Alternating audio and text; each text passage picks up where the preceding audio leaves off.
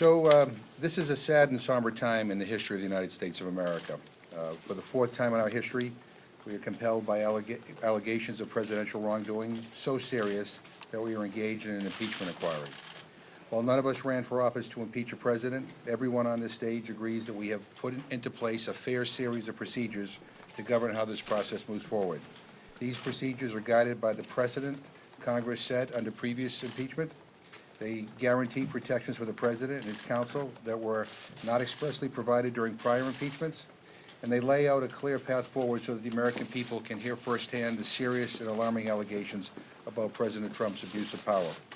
I'm proud of the resolution we put together. I believe that it will withstand the test of time.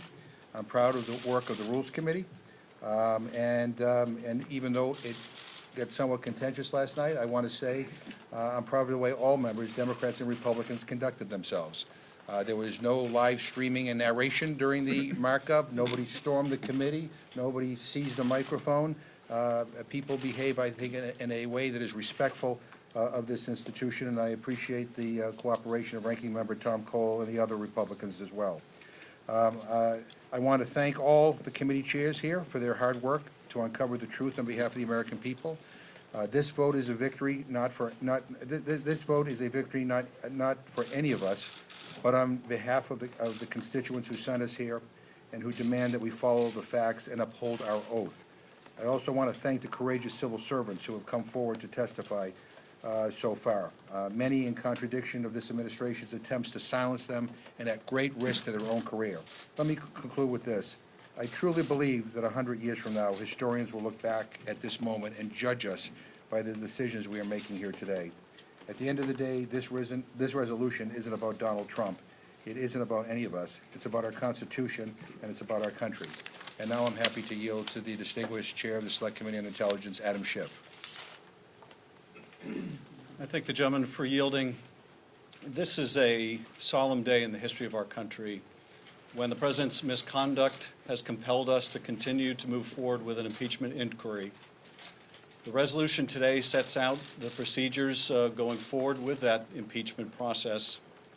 The Founding Fathers understood that a leader might take hold of the Oval Office who would sacrifice the national security, who would fail to defend the Constitution, who would place his personal or political interests above the interests of the country. They understood that might happen. And they provided a mechanism to deal with it, and that mechanism is called impeachment. We take no joy in having to move down this road and proceed with the impeachment inquiry, but neither do we shrink from it. The resolution from the perspective of the Intelligence Committee sets out important procedures for how we may conduct our open hearings. During the depositions that we've conducted thus far, we've used a format that we believe very conducive to the fact-finding process. Those procedures now will be incorporated into the open hearings in which staff counsel will be permitted for lengthy periods of time to do sustained questioning for up to 45 minutes per side, followed by member questioning. We've used this, I think, to great success for both parties during the course of the depositions, where in the depositions we have alternated 1 hour for the majority, 1 hour for the minority, 45 minutes for the majority, 45 minutes for the minority. In those depositions, over 100 members have been eligible to participate.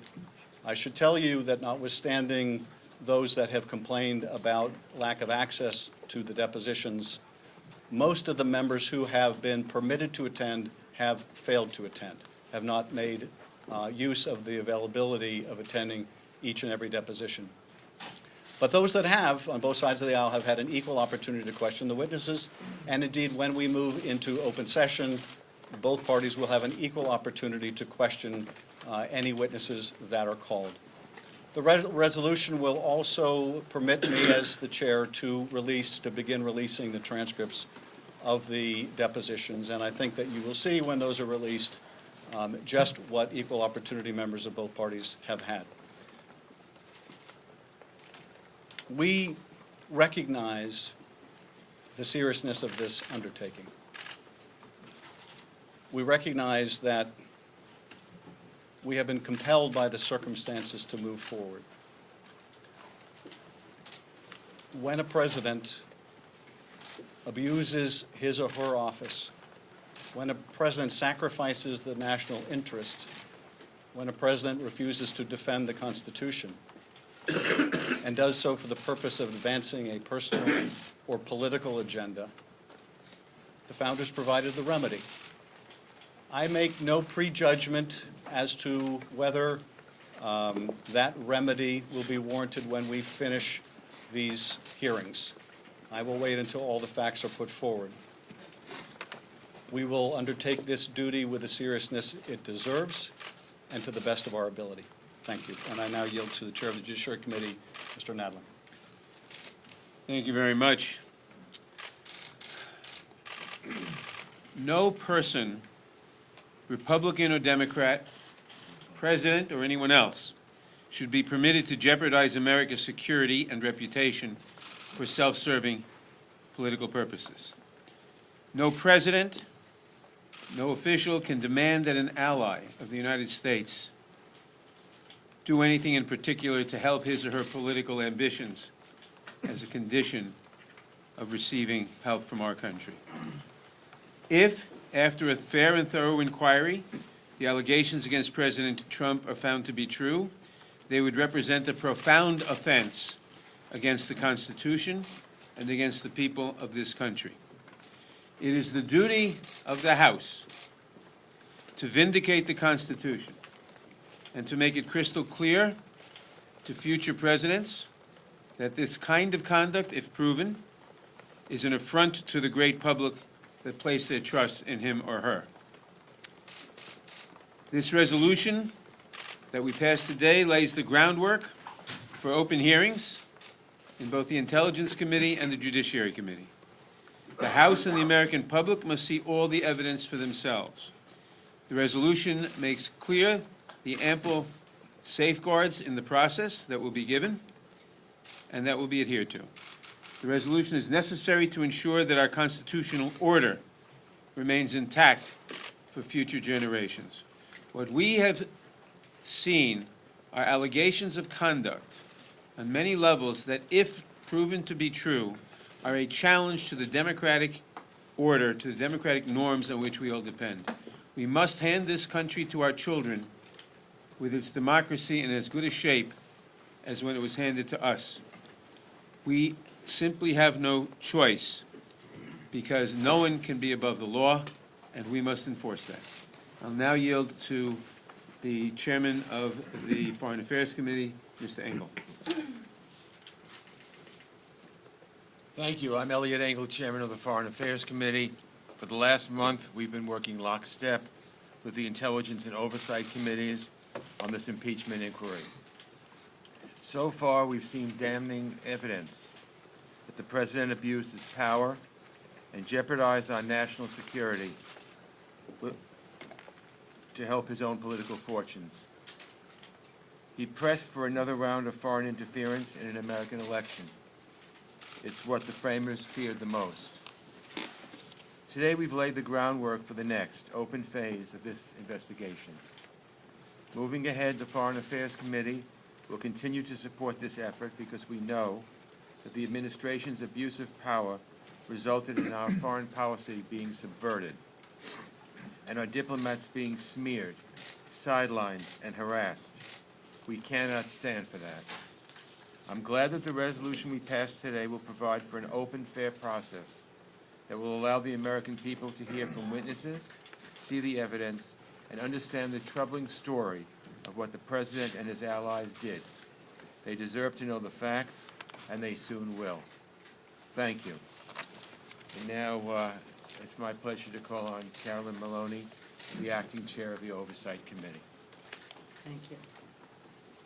I will be brief. I have just 2 points. First, I want to commend my colleagues for their diligent work. This is a very grave matter. As they have shown, we are acting deliberatively, thoroughly, and without delay. Secondly, I want to remind everyone of the words of our beloved former chairman, Elijah Cummings. And quote, he said, "We are fighting for the soul of democracy," end quote. That is our core mission under the Constitution. We cannot allow a president or any president to extort foreign countries into interfering with our democracy. We cannot allow a president to withhold critical military aid that we have in Congress provided in order to counter Russian aggression. And we cannot allow a president to ignore duly authorized subpoenas, withheld documents, prevent witnesses from testifying, covering up wrongdoing, and obstructing Congress. This is a fundamental corruption of the Constitution, an abuse of power, and a breach of the oath of office. Thank you, and I yield now to the chairman of our caucus, Hakeem Jeffries. Thank you, Congresswoman Maloney. I thank the distinguished chairs for their diligent work throughout this process. This is not a celebratory moment here in the capital city. This is a solemn moment. It's a sober moment. It's a serious moment. None of us came to Congress to impeach this president or any president. But duty now requires that we investigate the serious wrongdoing that is hiding in plain sight. This is a moment for every single member of the House of Representatives to put principle over party, to put the Constitution above corruption, to put democracy above dereliction of duty. This is not a moment, this impeachment inquiry is not about Democrats versus Republicans. It's not about the left versus the right. It's not about progressives versus conservatives. The impeachment inquiry is about right versus wrong. And we have a constitutional responsibility to follow the facts, apply the law, be guided by the Constitution, and present the evidence of wrongdoing to the American people. The impeachment inquiry is about abuse of power. It's about betrayal. It's about corruption. It's about national security. It's about the integrity of our elections. It's about defending our democracy for the people. With that, I think we have an opportunity to take just a handful of questions. Chairman, First row. and any chairman who would like to speak, in light of all the information that you've gotten from testimony from witnesses behind closed doors, are you willing to expand the inquiry beyond the narrow scope of the Ukraine scandal? And are you also able to share any of the witnesses that you would like to testify publicly?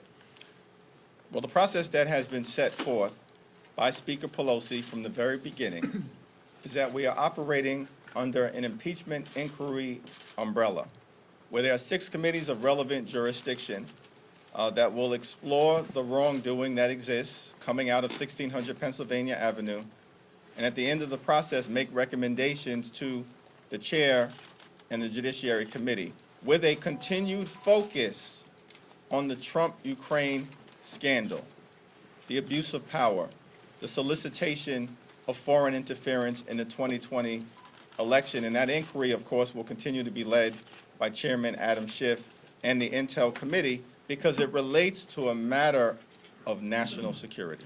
But to expand on your question, we're not going to speculate on that now, but we'll see what happens. Can you identify any witnesses to come before the public? We're not going to speculate on that now. If you could go to the mic, sir.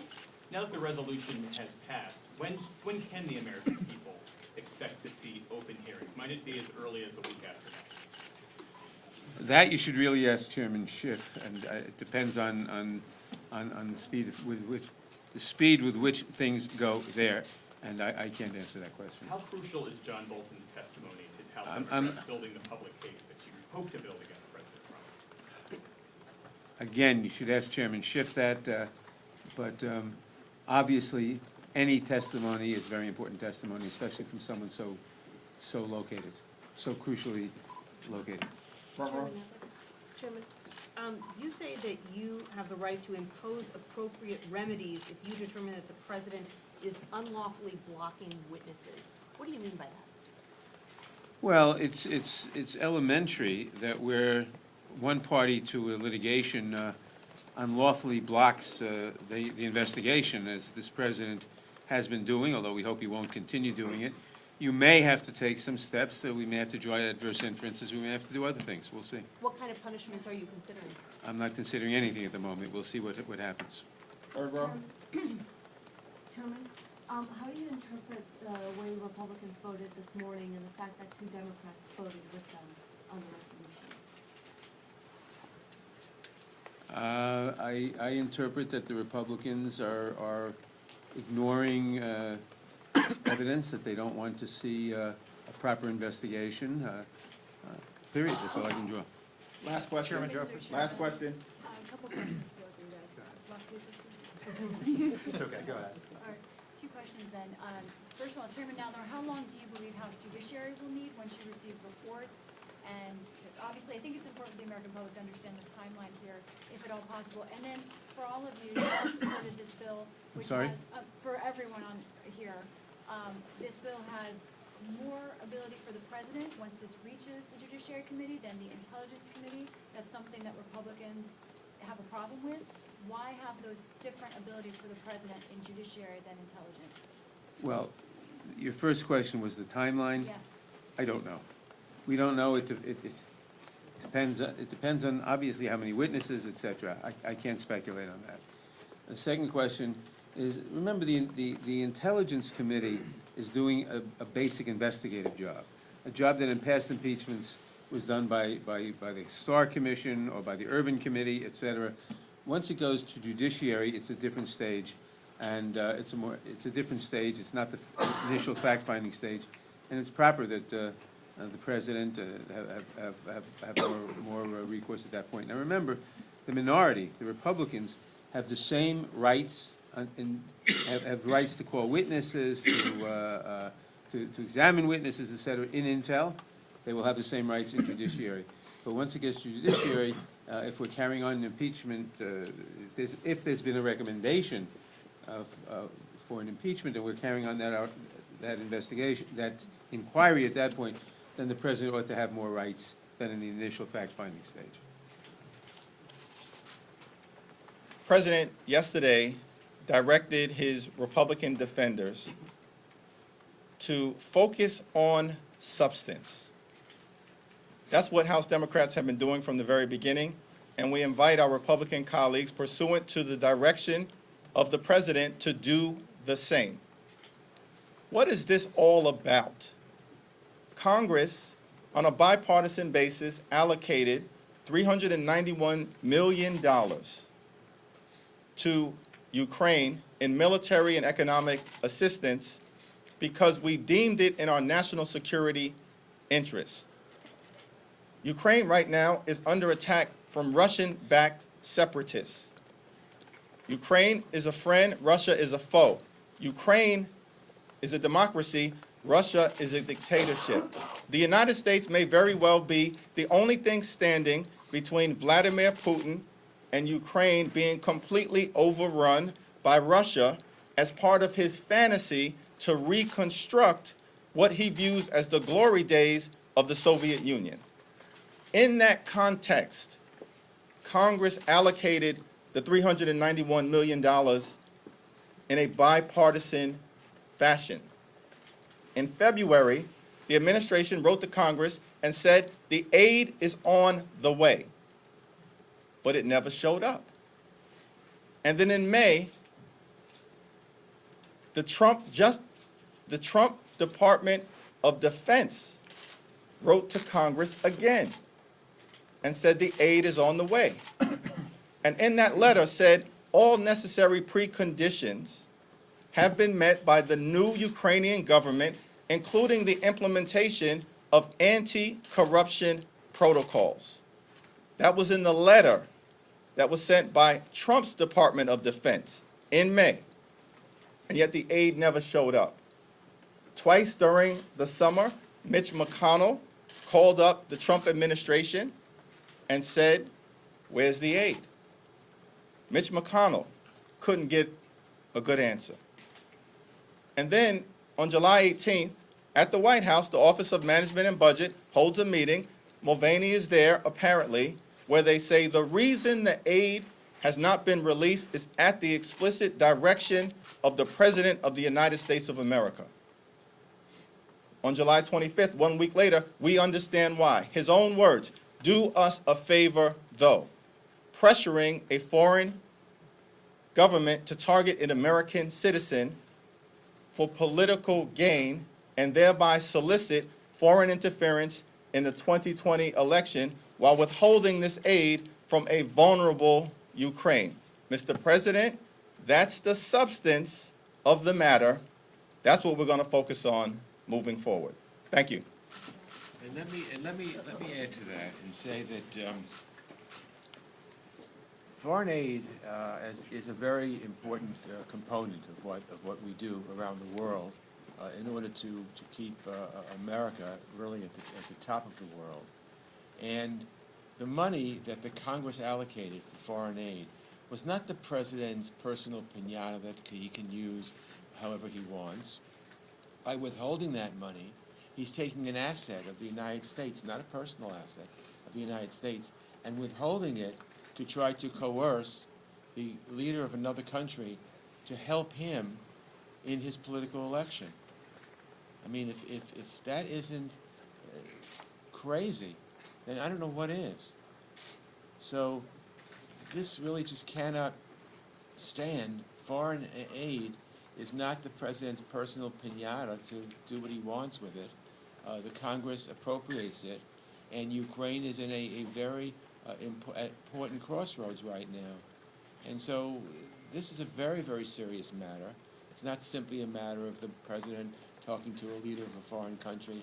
It's a matter of taking American money that the Congress allocated for foreign aid for a country, to withhold it and say to that leader, "I'm not going to give it to you unless you do what I need you to do." That is an absolute disgrace, and that's one of the reasons we're here. Thank you very much. Somebody's phone. That's fine. Oh, okay.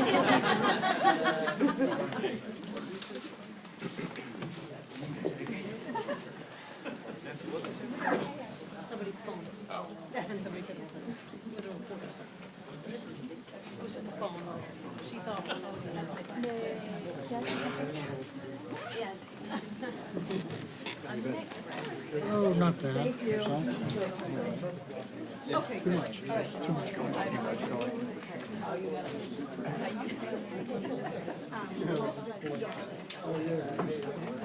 So,